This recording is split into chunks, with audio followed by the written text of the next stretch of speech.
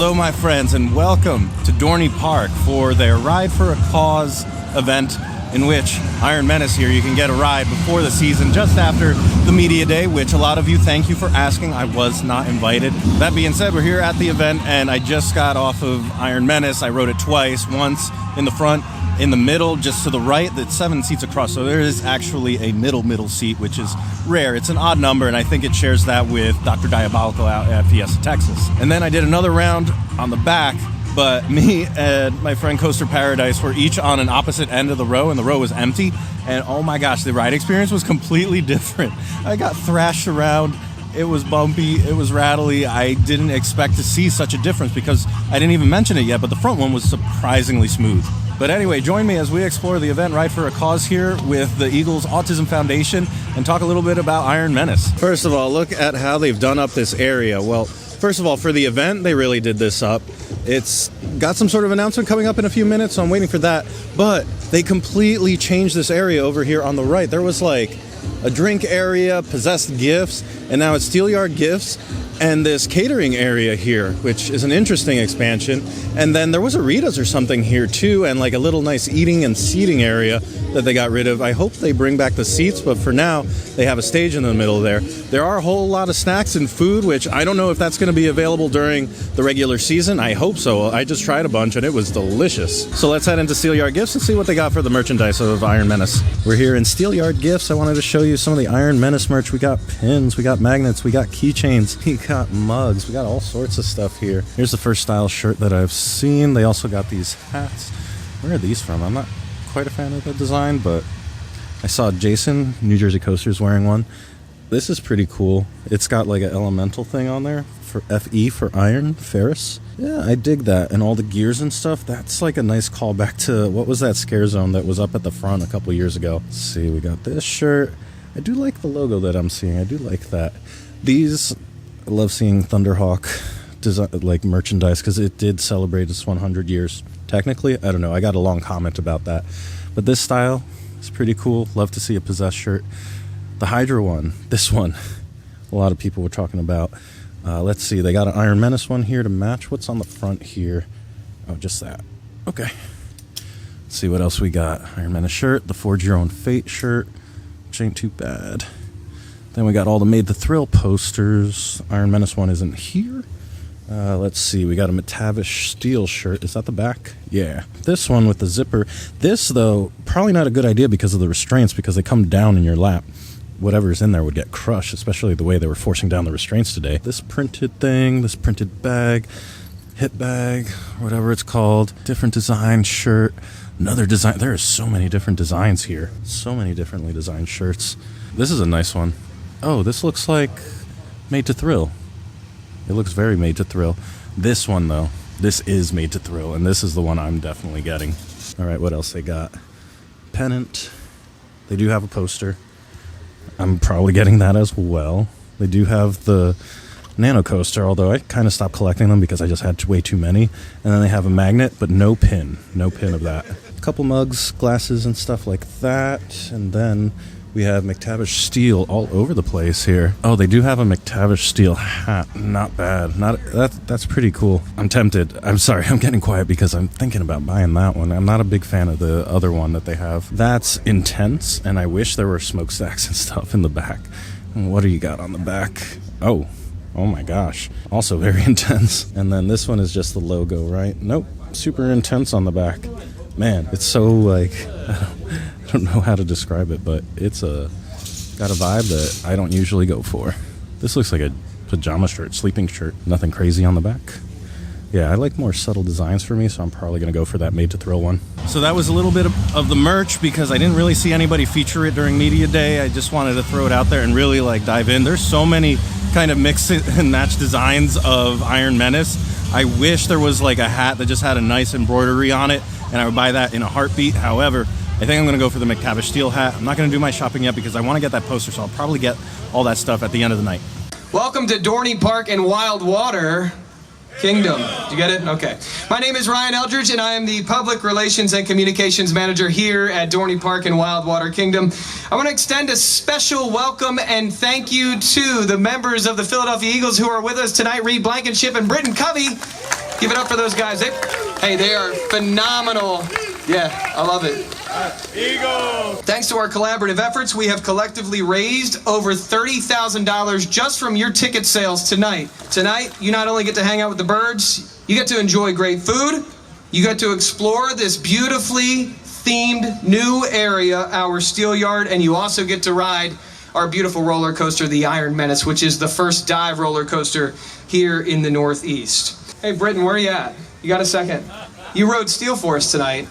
I did. What did you think? What were your initial thoughts? The only thing I've seen faster than that is probably AJ Brown. It was pretty fast, yeah. AJ Brown. And he's excited to get on Iron Menace, right? I'm stoked. I'm bringing Reed on with me. There we go. So sadly, I asked around, and most of this food, except for like a roast beef sandwich, is not going to be part of the regular menu during the operating season. That being said, I had to give a special shout out to these funnel cake shrimp. Phenomenal. And I was encouraging them to hopefully try to find a way to include them into the operating season menu somewhere, anywhere. So now the event is fully underway, so I wanted to shout out this little sipping container. The Iron Menace themed beer that they have here from a local brewery is pretty awesome. And it is just before you enter this area with Possess, the gift shop, and further down Iron Menace. There are a couple of specialty drinks as well. The Menacing Margarita, McTavish's Blood Orange Old Fashioned, some wine, and they also have a souvenir cup. So it looks like Funk Brewing is the local brewery that put out the Iron Menace beer. Before I forget, Swoop and the Eagles cheerleaders, we're doing a meet and greet. I'll throw the photo in here just for fun, because this has been a pretty cool event. Other than Iron Menace, Possess is open, Steel Force is open, and Thunderhawk is open, which I believe is celebrating 100 years from what I saw on the merch. I see Swoop is wandering around there, kind of schmoozing, meeting and greeting, looking at the food. It's pretty great to just see them casually. But there is no Snoopy, sadly. I was kind of hoping he would get to meet this guy, but nope. No Swoop Snoopy crossover tonight. Another amazing thing that I did not see get covered, except by a handful of people at media, was that the Eagle ride here has been rethemed to buckets, got a whole paint job and all that stuff. They did not update the lighting package, which is a shame, but still, what a cool upgrade. Here comes the roller coaster. I won't always be here with my camera, so if you're not here with my camera, you can come say hi to the photo people. Hi, photo people. There's the test seat. I need to grab a test seat photo. That is one of my traditions. But let's go through the queue. First of all, McTavish Steel, right there. And there is a fast lane that goes straight up the stairs just over yonder. But can we take a moment to talk about this theming? Look at that. Punch your own card. Hello. All right. What does that say on the top? Idle hands are the devil's tools. Oh, boy. I forget what era this takes place in. Is it the late 1800s? I believe so. Oh, even the music here. I should mention there is music at the station, too, and as you're going up the lift hill. But for the most part here, we got lots of fun stuff going on. And it reminds me a lot of Ghost in the Machine, the haunt maze, the haunted house, haunted maze. I forgot what Dorney calls them. Now, it looks like they have probably about an hour and a half or 2 hours worth of queue here. However, I wonder, because in dive coasters, it can be pretty deceiving how long the wait is. And obviously, it's still preseason, so the wait times right now, or the dispatch times, I should say, are a little bit longer, and that's to be expected. I'm not sure what this building is and if it's associated with the maze or something, but they did throw a McTavish Steel logo on it and painted it up and everything. And yes, guests are going to be able to see that from the queue, so I just appreciate that a lot, because obviously most parks, they'll just stop the theming here.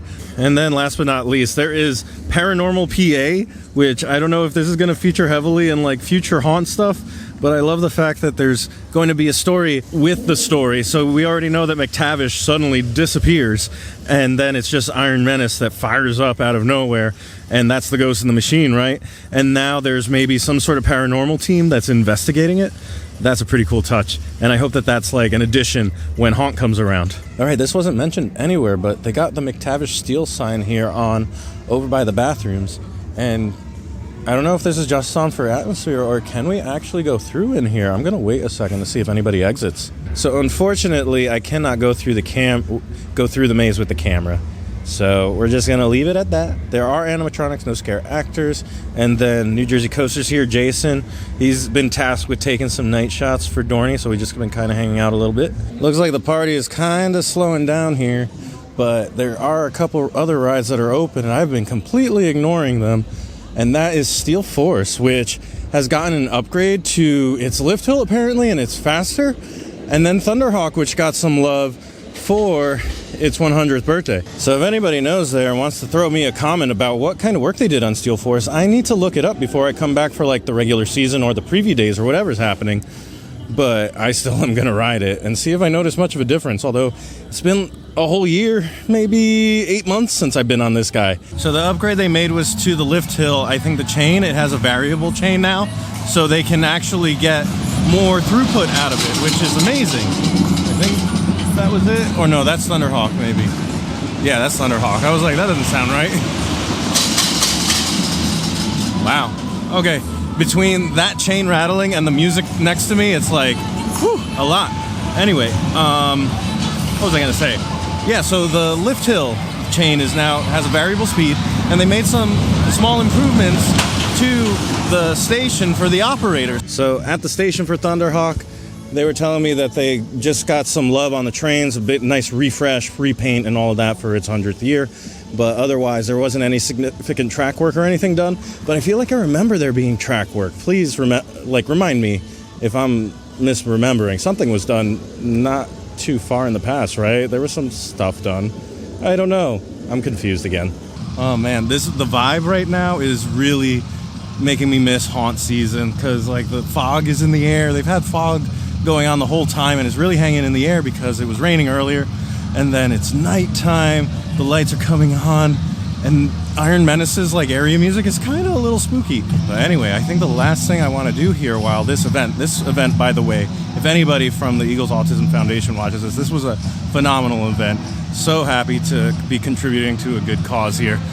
But the last thing I want to see is if there's what the lighting package situation is, what the station looks like at night, and then we'll call this one. All right, so they do have some decent lighting on the Iron Menace sign, and they also have a projected one here, which is a nice thing, but it doesn't look like the track itself, as I kind of pan around here. It doesn't look like it has a lighting package, which is a shame, because on the first drop there, it does have like a painting of like a coal fire, basically. But I wish that was like glowing and smoking, almost like Oblivion or something at Alton Towers. Or if I'm remembering that name right, I don't know if it's Nemesis. Either way, don't murder me, Thuzies. But yeah, right there at the bottom of the first drop, when you're stalled up there, you see, it looks like you're going straight into the pits of hell. But there's no lighting or any effects to support that look, you know, to really drive it home. And there it goes. That's kind of it, and I'm kind of overexposing it a bit. Like, it's maybe more realistically, hang on, I'm gonna actually do a real exposure here. It's probably more like this right now. So, it's dark. And here's what the station looks like at night. Looks nice. I like that moody red lighting that they got everywhere. But I don't know if the audio, well, actually we could wait for some of the audio here, because it happens. Like the speakers are set up right alongside the lift hill. It's really cool.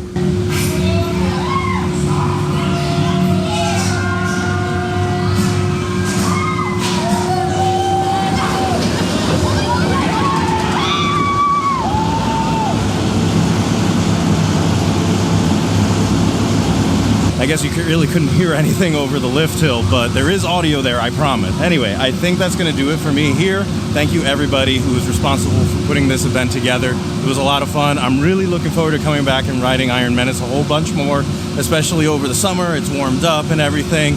But for now, a little slower and new with the dispatch times the way they are and everything, the crew being new. Like, it was still a solid experience, and I look forward to more. Anyway, all that being said, thank you so much for watching. I'll see you next time, and I hope you go make your own adventure. Bye.